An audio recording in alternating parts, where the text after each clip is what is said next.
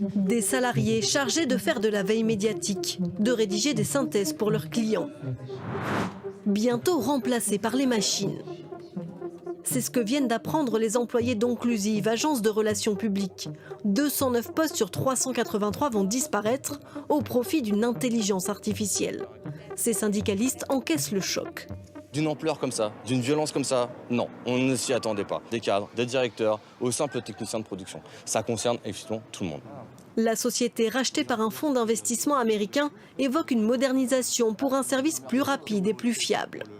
Tout programme de transformation de cette ampleur nécessite des décisions difficiles, y compris un plan de licenciement associé.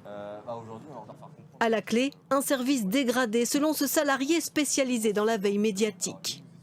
Le flot numérique, le flot informationnel est gigantesque et il faut des êtres humains pour canaliser ce flot, pour faire barrage, pour sélectionner des articles.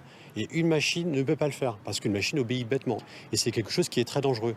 Cette annonce est-elle la première d'une longue série ? Combien de postes pourraient être touchés ?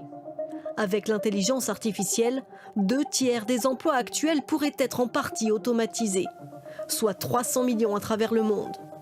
Agents administratifs, architectes ou encore assistants médicaux.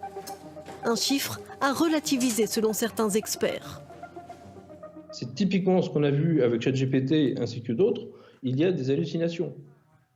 Les hallucinations, ça veut dire qu'il y a des productions d'erreurs par ces machines-là, parce qu'elles vont même parfois inventer des mots, inventer des logiques, inventer des concepts, elles vont inventer des trucs qui n'ont aucun sens.